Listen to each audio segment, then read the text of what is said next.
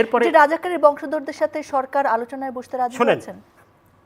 আলোচনা আমি আসছি এখনই।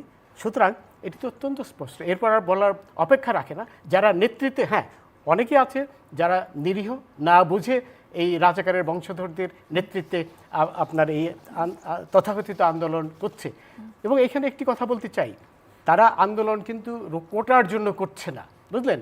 আজকে এই ধর্ম ব্যবসায়ীরা নেমেছে, আপনার হেফাজত নেমেছে, জামাত শিবির তো আগে থেকেই আছে, বুঝলেন। তো এটি অত্যন্ত স্পষ্ট যে এরা কারা, এবং এদের অবশ্যই এই যে অপশক্তি, ৭১-এর পরাজিত অপশক্তি, এদের অবশ্যই উচ্ছেদ করতে হবে। আচ্ছা, এখন আপনার কথায় আসি। এখানে প্রথম দিন থেকে বলা হচ্ছে যে এটি আইনি বিষয়, এখানে সরকারের কোনো ক্ষমতা নেই কিছু করার। এই জিনিসটা কিন্তু একেবারে মাননীয় প্রধানমন্ত্রী থেকে শুরু করে আমরা সবসময় বলার চেষ্টা করছি। কিন্তু যারা এই তথাকথিত আন্দোলনের নেতৃত্ব দিচ্ছে, সেই রাজাকারের বংশধররা, আমি আবার রিপিট করছি, রাজাকারের বংশধররা, তারা তো এই কোটার জন্য এটা করছে না। তাদের উদ্দেশ্য ভিন্ন।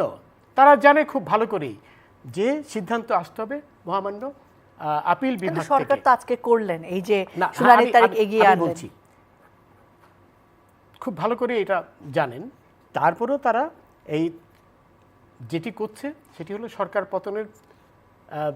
পতনের একটি প্রক্রিয়া, যার পরে তারা দেশকে পাকিস্তান বানানোর চেষ্টায়, যেটি ৭৫-এ জিয়া মোস্তাক করেছিল, সেইভাবে কিন্তু তারা এগুচ্ছে। এটি মোটেও কোটা আন্দোলনের বিষয় নয়।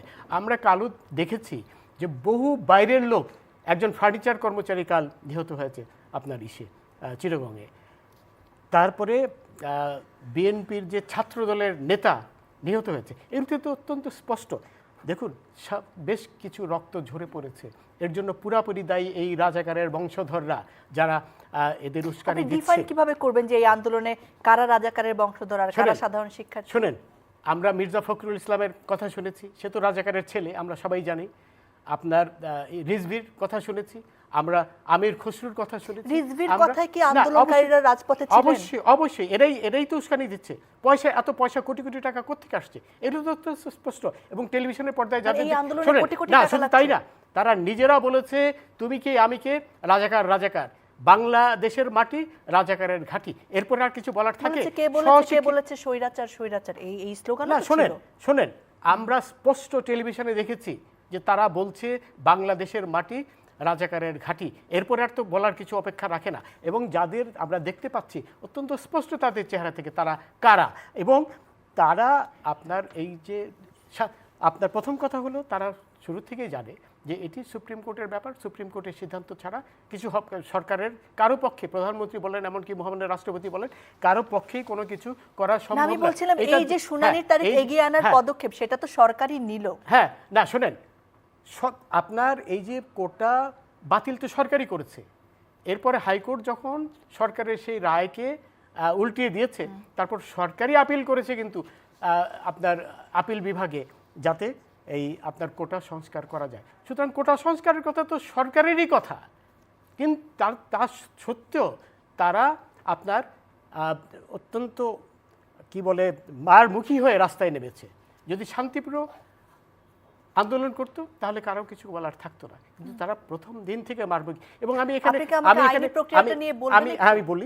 এখানে বলতে চাই যে আমাদের পুলিশ যথেষ্ট আপনার ধৈর্যের পরিচয় দিয়েছে, কারণ পুলিশের দায়িত্ব কিন্তু, পুলিশ তো বুক চিতিয়ে রাখা একজন শিক্ষার্থীকে, সাধারণ শিক্ষার্থী আবু সাইদকে গুলিও করেছে। পুলিশের দায়িত্ব, আমাকে বলতে দেন প্লিজ, ডোন্ট ইন্টারফেয়ার, আমাকে বলতে দেন।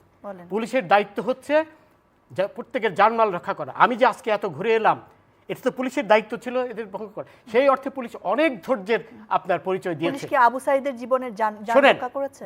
যারা এই ধরনের সহিংস আন্দোলনের নামে, অবশ্যই পুলিশের অধিকার আছে তাদেরকে গুলি করে মেরে ফেলা, অবশ্যই আছে।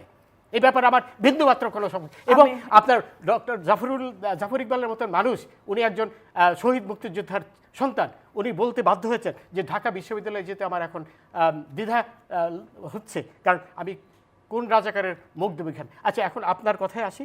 দেখুন, সরকার এটা আপনার কাছে এইখান থেকে আমি একটু গোলাম মাওলা রনির কাছে যাই, একতরফা হয়ে যাচ্ছে আপনার প্রশ্নটা। আমি আবার আপনার কাছে এই আইনি প্রক্রিয়া নিয়ে আসব।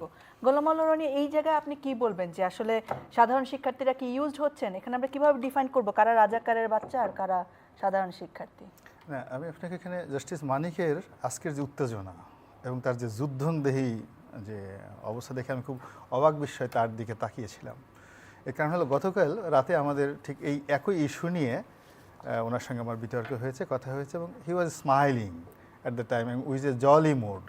বাট আজকে আমি দেখলাম এখানে সে একদম ঘামিয়ে অস্থির হয়ে আপনাদের স্টুডিওতে ঢুকেছে এবং সে এখানে আপনাদেরকে মানে সে রিল্যাক্স একটু ইজি হওয়ার জন্য কফি চাচ্ছিলেন, বোধহয় এখনও পর্যন্ত তাকে কফি দেওয়া হয়নি। তো যার কারণে he is very unhappy. Abu সাঈদের মৃত্যুর ঘটনা দেখেছেন? আমি পুরোটাই দেখেছি। পুরো ভিডিও দেখেছেন? তারা যেভাবে আবু সাঈদের হাতে কোনো মরণাস্ত্র আমাকে ছিল? বলতে দেন আগে, আপনি ডোন্ট লিড ওই আনসারের মতো আমেরিকান এখানে বসে থাকে। আমি পুরোটা দেখেছি। তারা যেভাবে সশস্ত্র হয়ে আক্রমণ করেছে, সেখানে পুলিশের অবশ্যই দায়িত্ব ছিল সেই সশস্ত্র আক্রমণ রোধ করার, বুঝলেন? এটা পুলিশের আইনি দায়িত্ব। আমাদের পেনাল কোড বলেন, আমাদের সিআরপিসি বলেন, সেই পুলিশকে সেই ক্ষমতা দিয়েছে, কারণ পুলিশের দায়িত্ব, অন্যতম দায়িত্ব হচ্ছে আবু সাঈদের হাতে অস্ত্র ছিল? অবশ্যই ছিল। আমি কি অন্ধ মানুষ? তার হাতে লাঠি সোটা ছিল, আমি নিজে দেখেছি। লাঠি দিয়ে সে মেরে ফেলতে পারবে? আপনি শুনেন, আপনি তো একা দেখেননি নাকি? আরো অনেকেই দেখেছে। সেটাই বলছি। তাহলে আমিও দেখেছি, আমি দেখেছি যে অবস্থা। আপনার কথা শুনে মনে হচ্ছে না আপনি দেখেছেন।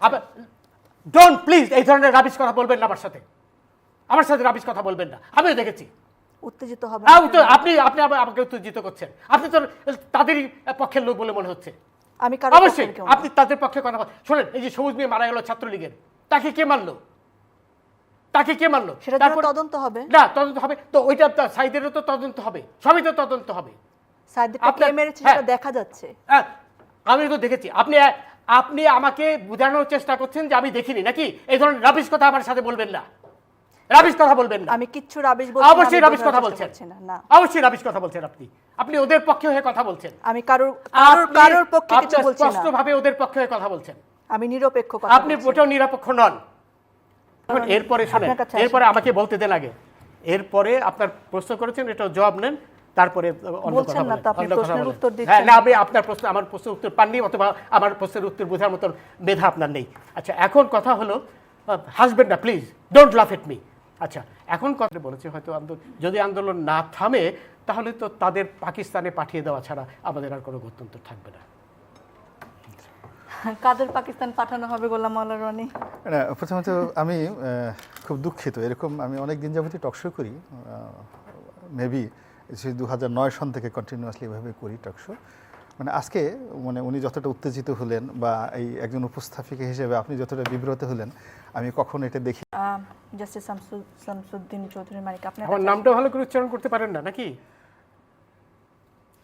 এটি থেকে বোঝা যাচ্ছে যে আপনি আমার প্রতি আক্রোশ নিয়ে এখানে বসেছেন।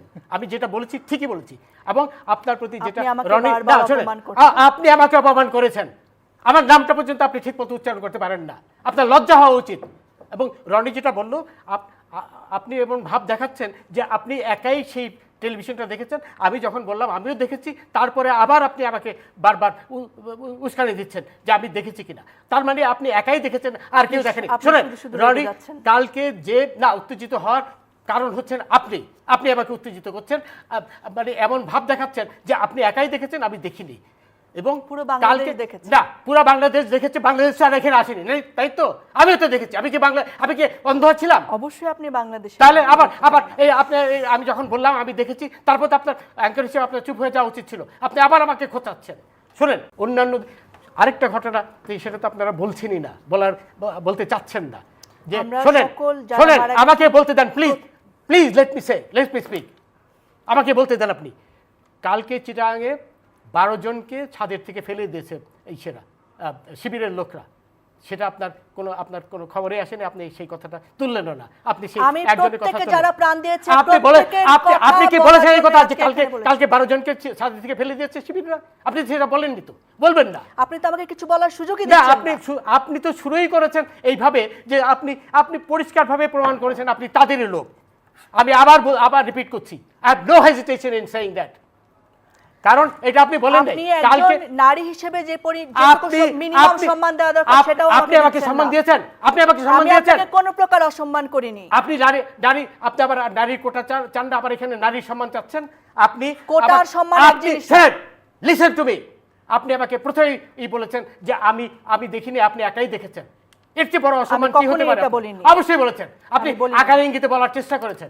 আপনি যে তাদেরই একজন এটা আপনি পরিষ্কারভাবে প্রমাণ করেছেন। আবার বলেন যে নারীর সম্মান আপনি। আমার ধারণা আপনার অন্য কোনো কারণে আজকে মন মেজাজ না, আমার মন মেজাজ তো খারাপ হবেই। এই রাজাকাররা যখন 32 কিন্তু নম্বর সেটার ক্ষোভ এসে আক্রমণ করে, আমার উপর ফেলতে পারেন না। আপনি শুরুই করেছেন তাদের পক্ষে নিয়ে কথা বলার জন্য। আমি এখানে আপনার সাথে হ্যাঁ। যুদ্ধ করতে বসিনি, আমি আপনাকে প্রশ্ন করতে বসেছি। আপনি তাদেরই একজন লোক হয়ে এখানে বসেছেন। আমি কোনো প্রকার যুদ্ধ করতে, আমি এখানে নিরপেক্ষভাবে বসি। আপনি প্লিজ কিপ কোয়েট। আপনি এখানে অ্যাঙ্কার হিসেবে চুপ থাকা আমার কাজ না।